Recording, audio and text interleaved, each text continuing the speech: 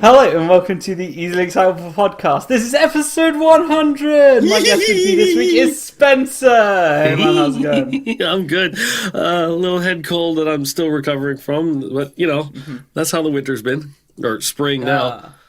Yeah. Speaking of spring, I decided to dust off a bike and go for a bike ride when I got in. But last week, it was about 26, 27 degrees, and it was nice, and no rain, and today, rain and 12 degrees. But I was like, I'm going for it anyway. We might actually hit 12 degrees today. Ooh. That'll be the most for this year so far. Nice. No, not nice. I'd like for it to be warmer than this. Well, it's getting there. It's trying. Yeah, it is also Canada. Not only that, it is also Newfoundland, Canada, which... Yeah. Yeah, so I went out on my bike. I came back. I was covered in mud. I bet you were. From head to toe. It was excellent. It was a very good ride. I've been going on my bike before, and it's been taking me about half an hour to do this loop that's fixed. Obviously, I'm doing the same course every time. Yeah. And I decided to use my dad's bike today because they're back and they've brought their tools back with them. Wasn't able to use it before because the handlebars were misaligned. They were sideways on it. They were sideways on it because it was just put away for storage. And I was like, I want to use that bike. They were away. They had all their tools with them. I tried to fix it up the other day and I was like, don't have an Allen key that'll actually fit it. So there was nothing I could do about it. So I was like, I better use my bike. Hopped on his bike today and did the whole thing in about 22, 23 minutes, which is a vast improvement. The bike makes so much of a difference because I've got this heavy mountain bike. Okay, I was gonna ask you what's the difference between the two bikes. His is fixed frame, front fork suspension, and the gears are significantly better than mine. Oh, okay. So it's much better gear ratios there. I felt it, and I'm feeling it now. My legs are just like, yes, we are burning. And it's like, I figure the first time I get on the bike for the year, it's going to be a sorrowful trip. Mm-hmm. So yeah, I don't know, the whole time I've been speaking to you, you've always been into cycling. So I'm just like, yeah,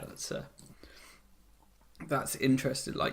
I used to be into it massively when I was younger, and then I think last year really was the first time I was just like, I'm getting on a bike and actually going for a decent ride. Yeah. And I think I built up to doing about 25 kilometers in about an hour and a half at the local valley. There's a valley, a cycle path between the town I live near and another town I live near. And it's it's a decent ride. I cycled a stretch of it today, but yeah, it's in the summer on a Sunday morning. Before 10 a.m. It's the best time to go cycling. Yeah, I agree. I am inclined to agree 100%. That's my church, and I haven't really been to church in a while. Matter of fact, I haven't gone for one of my weekend rides now since just before the little fellow was born. So that's just about to be 4 years now. Ooh. Yeah. Ooh. Tell me how out of shape I am. And 30 pounds. That doesn't preclude your shape. What kind of shape you're in, not having cycled for an amount of time. Oh, you don't think? I'm going to be the first time. I'll start off with some light riding. I'll ride to and from work a couple times a week. I'll start off like that, then I'll build up, and eventually I'll be doing back to my. If this were a typical season beforehand, then I would get back up to my 60, 70K rides. And yeah, it would be a good workout, but it wouldn't knock me flat for a day, that kind of a thing, right? It'd be nothing strange for me to do 2 60 or 70K rides in a weekend, once on Saturday, once on Sunday. Or I do a 70 on Saturday and a say a 50K recovery ride the next day, right? So, but I haven't done either in almost 4 years. Oh dear. Are you going to get the little man riding a bike? I want him to so badly. There's a tricycle waiting for him at his Uncle Neil's that we gave to our nephew that he's outgrown for years now, but they've hung on to it. They were going to get rid of it, and they found out we were going to have a kid, and they were like, oh, well, we're going to hold on to that, and when your little one is old enough, here you go. So he's old enough now. Zero interest. Zero interest. And it kills me. My wife thinks it's hilarious. She's like, haha, you thought you were going to have all this fun on bikes with him. I was like, he hasn't totally, poo-pooed the whole idea yet. He's just... Yeah, he hasn't got into it yet. There's still time. He's not overly fond of the idea of wearing a helmet, which is a cardinal rule in our house. And I don't think, the most he had done last year was he was on this little 3-wheeled scooter thing and just sort of pushing himself along type thing. And he never had a good time on it. So I think he's equating one with the other. Mm-hmm. So I'm hoping he gets past that, which would be lovely, because I would love nothing more than to just sort of ride around the neighborhood with him, me on my Cannondale 6.6, and just sort of putting around, pedaling as slowly as I can possibly go with him sort of in tow. And I'll just be riding circles around. Hey, woo, come on, keep up with Dad, keep up with Dad. That would be lovely. I can't wait to get video of that. Yeah. That will be awesome. Mm-hmm. But as of right now, no, Daddy. Just no. Oh.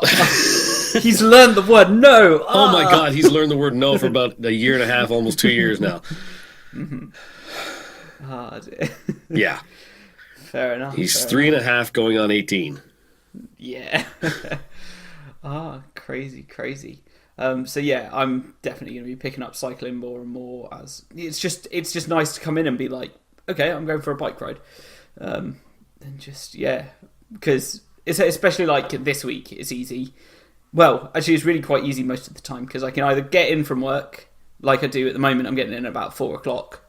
And I'm just like, yes, it's still light. It's going to be light till 8 o'clock. So I've got plenty of time to go. Yeah. Or I could get up in the morning. At the moment, I'm trying to get up at about 6:30.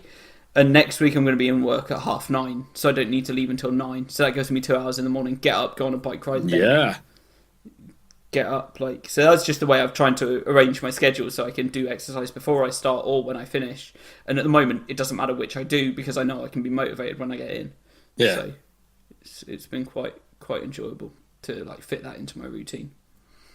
Yeah, I'm trying desperately to find a way to get it back into mine too. There's no way I can get up any earlier in the morning. I get up 10 to 6 now as it is. So the idea of me getting up 5 o'clock just to go spin for a half an hour. Mm-hmm. Then again, my new kitten, who's about 6 months old now, she likes getting up at 5 a.m. and knocking a bunch of shit over and waking me up and scaring the ever-living snot out of me. Oh. So is that I might just start, getting up whenever Daisy decides to knock over the next thing, and just get up and go outside and spin on a spinner for a little while. Uh-huh. Did you put a video up of your kid and the cat, that same cat playing around on Twitter? Yes. Yes. Yeah. Yeah, that's the one. That's the little psychopath. They're just chasing each other around. Yeah. Oh yeah. A little video. Yeah, she's his little buddy, I'm telling you. Because our first cat more so takes for me, like she'll cuddle up to me and whatnot. So that's Abby. Geez, I can't believe she'll be 17 years old in October. And then we had Diesel, who was very much for my wife, but she's the one who passed away. Now that we've got Daisy is Reagan's shadow. And I love seeing the two of them play. I absolutely love it. Like, he'll be trying to draw in his coloring book or on his letter book or something like that, and she'll be just, going with the paw, trying to get the marker from him. And it's hilarious. And then, like you see, like the video I posted on Twitter of just, he's got this cat toy, and he's just running around the house as many times as he can. And she'll get tired up before he will, which is hilarious. Mm-hmm. Cool. I saw I was looking at the news today. I think it popped up on my phone, actually. It's just here's a news alert. And it was saying that kids between the ages of 9 and 11 have better recovery and more stamina than top level athletes, and their heart rates will drop in a significant amount of time. So I don't doubt it. You're in for some interesting times ahead. Oh my God. Good God, he recovers in about 5. If he spends like a half an hour running around the house like like a maniac, or out in the yard or something like that, he'll take a break, have a drink. 10 minutes later, wheel, let's go. Warp 9 again. And I'm like, I'll be on the phone with my mom or dad or something like that, and I'll be saying, oh my God, he did nothing but run around, and he did it for an hour straight, and they're like, how's that feel? Little turd. Guess what you were like when you were that age. So, God help me. Crazy. So yeah. I can't believe, okay, moving away from that topic for the time being. This is episode 100 of this podcast. Yeah, baby. I know, right? It's been a crazy, nearly 2 years, 104. If I haven't missed a week, which I don't believe I have, will be exactly 2 years. And I know that I haven't missed a week. And the podcast before that was 100 episodes as well, which was, Topham Chats. Yep. And then I did a few episodes before that of a show that was called Community Notes, where I talked about music with different, various members of the community. You were one of them. I was one of them. So you've been there essentially from the beginning, which is pretty much, awesome. And it's been like a 4-year journey to get to this point, and I'm just like, oh my God, I've been recording podcasts for 100 episodes, and I don't know, it seems a lot easier than when I started, and I feel like I'm talking and communicating way better than I was back then. Well, you got your flow, you got your style. So I've kind of settled into what I wanted. Initially I was like, I'm going to interview a different member of the community every week, and it's like, that's so much work to do. But it just seems to have settled into a rhythm. I found a bunch of people that I get along with and can have decent conversations with, and it's been quite the evolution. And it's been good. Well, congratulations, man. And thanks for letting me be part of it. Yeah, thank you. Yeah, I'm grateful for everyone that's agreed to record with me and just helped me keep things going over the past 4 years, which is just absolutely insane. So I've covered so many different topics, and so many of the podcasts with Dom and Kelly have just devolved into us talking about Dark Souls. Yes. Yes, it has. So you can almost predict it, usually about 2/3 in. It's we've had about this much episode, and he's talking about Dark Souls, and what's that? Within the next month, we're going to get a new version of Dark Souls, because it's being remastered. It is it? Yeah. Nice. So that's all coming up, so there's going to be more chat on that. So that's interesting as well. But episode 100 is kind of signifying a point to me. I've got to a point where I've moved out, I've moved to my parents' house again. I'm in the process of going elsewhere.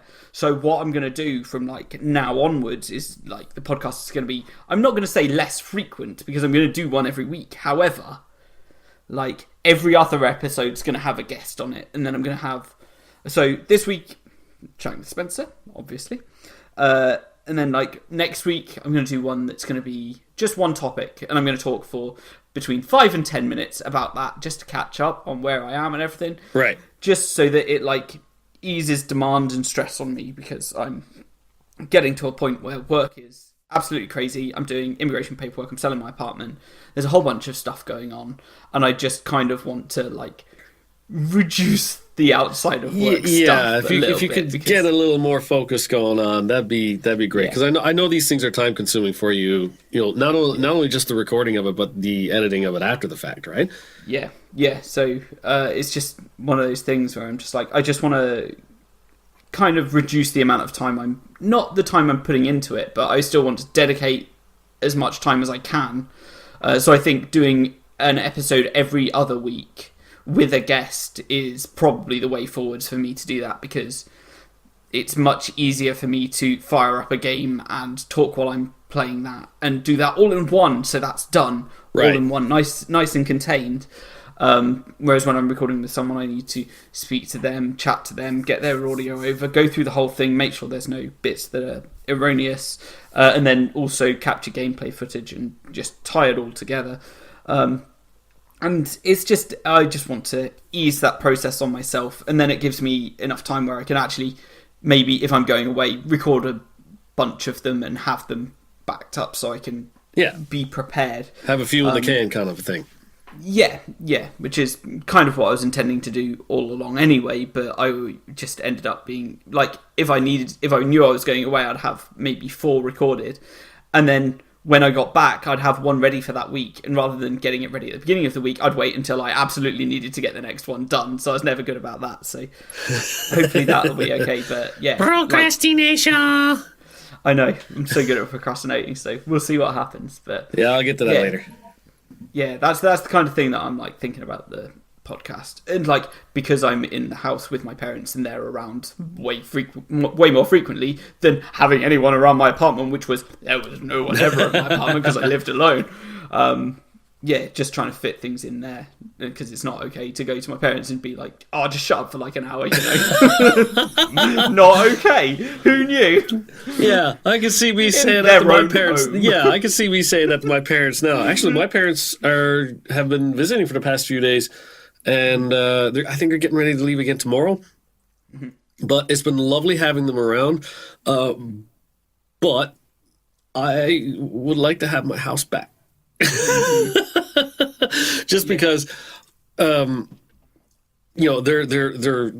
doing stuff and it's sort of like a base of operations kind of thing. Like, they're staying with us, visiting a couple of the other relatives that we have here in the city, and they're like, hey, let's take Reagan to this place. How about this place? Oh, this place. And so, I mean, we've been on, like, doing field trips almost every day this week. Mm-hmm. And I've got nothing done around the house. Like, there's a couple reasons I didn't get anything done around the house this weekend. A, little field trips around the city, and B, I've been sick. So, like, this morning was the first morning that I haven't almost coughed myself into a blackout situation. Right. So, like, and it's usually only the worst when I first get up in the morning. But yeah, it's nice it'll be nice to sort of let the dust settle a little bit with my parents sort of gone. And I know he's gonna be upset for a couple of days. He's gonna wonder where his grandma and grandpa are and stuff like that. Mm-hmm. But yeah, it'll be just nice. It'll be nice to have just the 3 of us in the house and the crazy cats. Fair enough. But fair enough. Yeah, I know. I see what you're saying. You don't want to intrude on your parents' turf for doing this stuff, right? Yeah. So it's it's been a whole, like, not new learning experience, but it has been 4 years since I've been here, so things have changed quite drastically because they're used to having no one else in the house, and I'm used to not living around anyone else. Right. So just got to temper my expectations. It's just, So I have a question for you. Mm-hmm. When you moved out of your parents' place, did you move into your own place solely by yourself, or did you have a roommate, or... All by myself. All by yourself, straight out of the gate? Yeah, so it was the first time I was living all alone. Wow. And, well, that was 4 years ago. So if you think about the timelines, the podcast started 4 years ago. My first podcast started 4 years ago when I was just starting to live on my own. So, like, I'd surrounded myself with a bunch of friends. Yeah. And then after then, I was... after then, I was, like, settling in. So it's the podcast has kind of come full circle to just keep me from going insane. And just make sure I'm interacting with people in the regular. So, yeah. Well, that's good. Yeah. But, yeah, like... Now I'm back here. I've got people to talk to all of the time if I need to. That's right, because you did a podcast with your dad, didn't you? Yes, I did. Yeah, and that's something I really want to do more of. But those are easy ones that I can just like say, oh, let's stack up and record a bunch of them. Yeah. Actually, in 2 weeks, I'm hoping to go shopping with him. Not shopping, but guitar shopping, where I'm going to go try out a bunch of guitars. Actually, that ties into the other topic I wanted to move on to anyway. So So there's a guitar that I really want to try out. There's actually three guitars I really want to try out. They're all Telecasters. We've talked about Telecasters. Stay tuned, ladies and gentlemen. This number will go up to 18, I guarantee. No, I want to try out the Fender Made in Mexico Telecaster and the Made in America Telecaster. Yeah. To see the difference, because the difference in price is 500 quid to 1,300 quid. So that's an £800 difference. Yeah. And right in the middle, at about 800 quid, is the Chapman ML3, which is a Telecaster style body and like their own pickups. And I really like the look of it, and I really am interested in it. They've started selling them in the States, so I want to try it out. And when I go over to the States, it's probably going to be the guitar that I purchase if it feels good, or I'm going to go for an American, made in American Tele if it feels good, or a Made in Mexico one if it feels just as good as the Made in America Tele. Well, I'll tell you, my best friend growing up, Mike Wilton, he had a Mexican Stratocaster give to him for Christmas one year when we were still in high school. He still has the thing. He plays the bejesus out of it, and it sounds amazing. Yeah. I guess that would have been made like in the period where the Mexico spec guitars were incredible. Yeah. Yeah. Because there was a period of time where the Mexicans, like Strats and Teles, were made to such a high standard that they were kind of like, hey, whoa, tone down your spec a little bit because it's beating the American-made ones. Yeah, I mean, he got his, I think, the Christmas 1994 or something like that, and he damn near lost his mind. And with good reason, because this thing sounded amazing. Of course, a month afterwards, he dropped it and took a big chunk out of the body, like about 2 inches long, quarter-inch deep, all that stuff. And I wasn't in the room when he done it, but I sure as hell heard the result, because it happened at our school, because we were at our school jamming, because I didn't have a drum kit of my own. So when Dad would go over, who was my vice principal at the time, when Dad would go over on the weekends to catch up on paperwork and stuff like that, I'd say, hey, Mike, want to go over to the music room and jam out for a little bit? What do you think? Come on, let's go. So we'd grab his amp and grab his guitar, and we'd go on over, and we were on the opposite end of the building from where Dad's office was, so he didn't care. And nice. So we just bashed out some tunes for, an hour or so until Dad was finished, and we were deaf. Nice, yeah. And there's an amp I want to try as well. Like, have you heard anything about Victory amps? Oddly enough, no. I've heard the name, but I know nothing about them. Okay, so they're a British amp brand, and they've kind of, they do the really boutique style amps. They're kind of really getting I think all I know about them is from you. From when you and I were talking. Yeah, probably because I think I've talked about them before. Yeah. So yeah, they're a British amp brand, and they've just started. They started in the last few years, as far as I can tell, and they make this thing called, I can't remember which one I want to look at, but they make them and they name them after like monarch style people. So they've got the Countess and the Duchess, and then they've got a few others that are just like different. They've got a metal amp called the Kraken, and oh, nice. But I want to get like a nice clean one that will do me some nice sweet tones. Yeah, just do a little bit of everything, right? Yeah. So I'm gonna hopefully try the Telecasters out through one of them and see how that sounds. Maybe a 1x12 or a 2x12 cab. I'm not really sure. I was playing a 2x12 when I was over in the States last year. But that was a Mesa Boogie 2x12, and it was nice. It was very nice. I bet it was. And then I put because there was also a Fender Champion 500. No, Fender Champion 600. It's a little 5-watt amp. Yeah.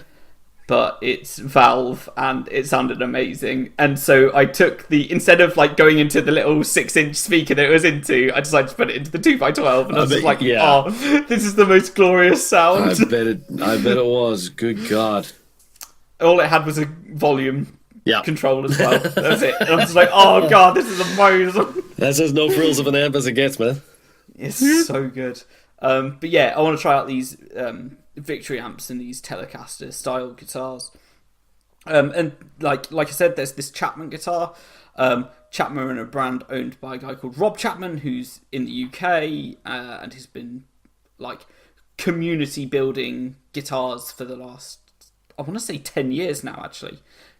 But he did a poll on YouTube and got a bunch of people interested in buying the first run of guitars that they were doing. And it was designed by everyone, like what they were looking for in a guitar. And so like that's how they then built their product portfolio. And the co-owner of the company is the guy that owns the shop in Guildford that I want to go to that has the guitars and the amp. It's all connected. It's all connected. I can see you now, the bulletin board with the pins and the strings wrapping everything together.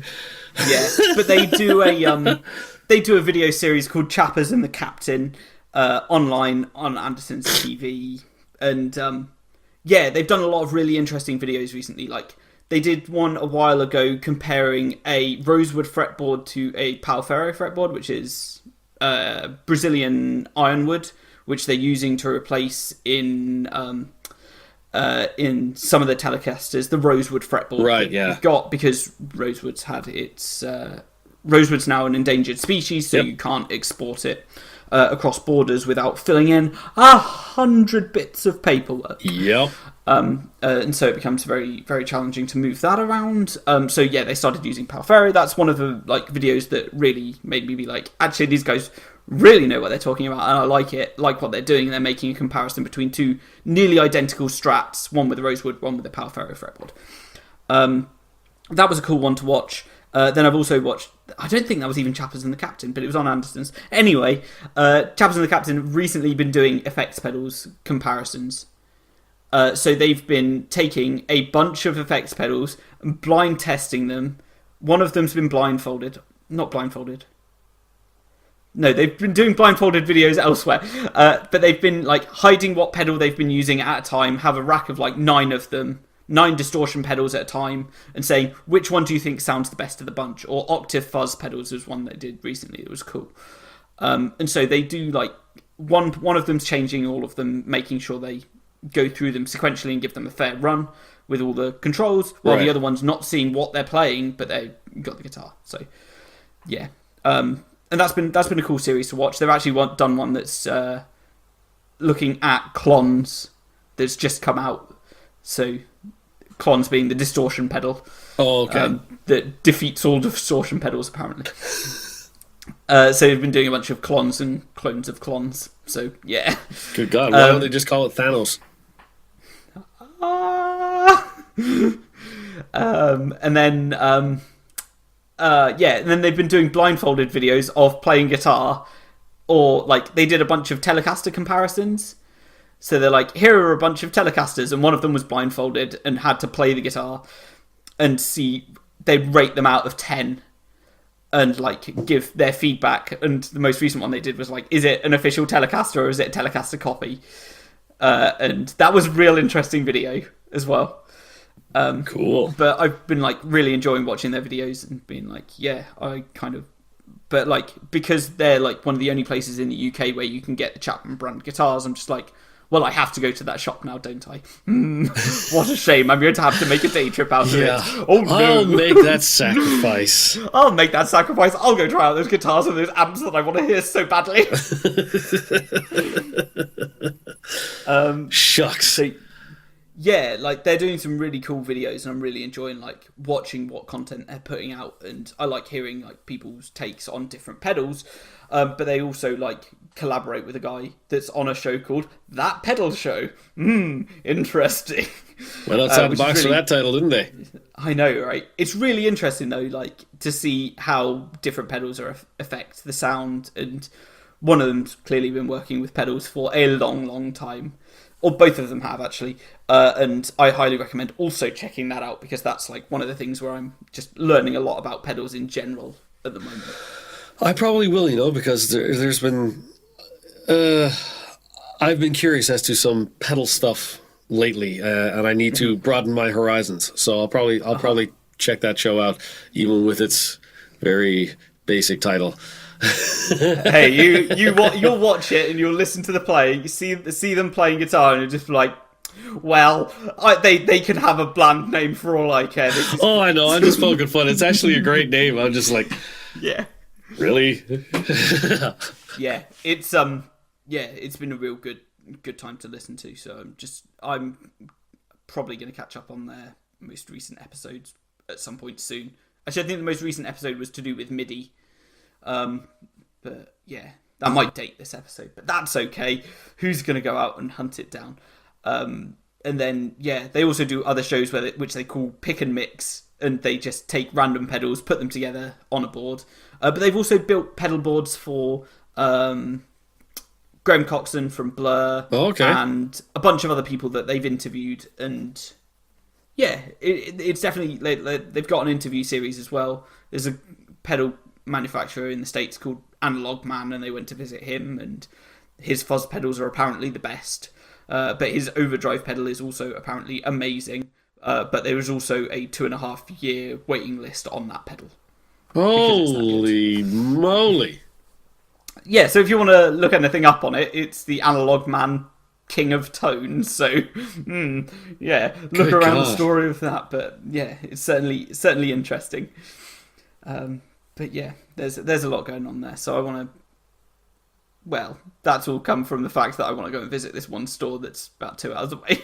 Well, if you're going to make a trip out of it, have a few things on your to-do list, you know what I'm saying? Mm-hmm. Yeah, if it's a 2-hour trip. Yeah. But like the nearest place to where Rachel lives that sells all these things is in Nashville. Oh, that's about 8 hours away. Yep. So that's going to be an adventure. I'm going to have to take a weekend trip. Oh, no, what a shame. I might have to run into, Desagin or other people in the community that are in that area. What a shame. Yeah, there's another one where he goes, well, if I must, good God. 8 million excuses to go to Nashville now. Oh, no. But yeah. Awesome. Have you got anything else you want to share? No, not really. Actually, well, I guess I can say this. We are nearing completion of the next 1551 tune. Oh, awesome. Like within a day or two, I'm hoping we're done. Awesome. Yeah.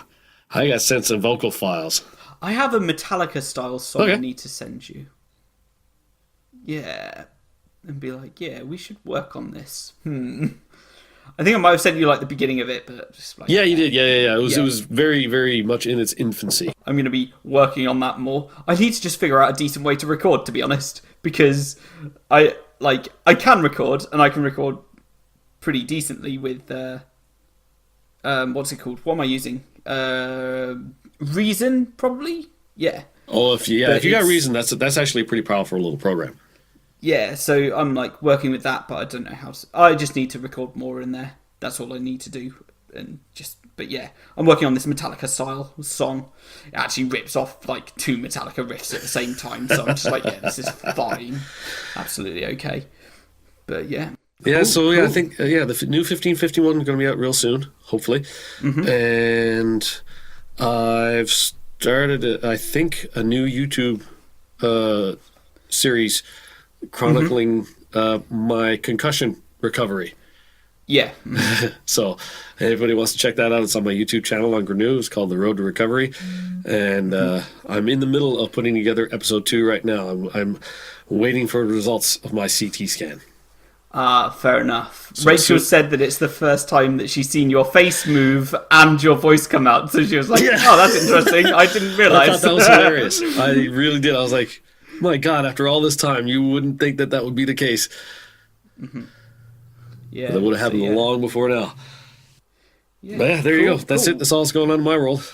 Cool. So where can we find you across the internet? You can find me on the Tweety Box with Spencer in NL, or Spencer in Newfoundland. I am on YouTube under GNU. I am on the RT site under GNU. I am on SoundCloud under Spencer Crew. I'm also under CD Baby, iTunes, and Google Play as Spencer Crew. Cool. For the Chemical Workers song. For the Chemical Workers song cover that I have out. I think that's enough right now. Yeah, I can't remember anything else offhand. Fair enough. he's also part of 1551 with Jeremy Dooley from Achievement Hunter. Yes! You know? Shh, it's a big secret. It's a big secret that we always talk about. Cool. I can be found across the internet at DestroyTopham or at Etherfire. That's on like Twitter and Instagram. So yeah, you can check me out there. This is the Easily Excitable podcast. That's been episode 100. 100. Thank you, Spencer, for being my guest this week. Thank you. Thanks for having me. You're welcome. And thank you, everyone, for listening. Have an exciting week. Goodbye.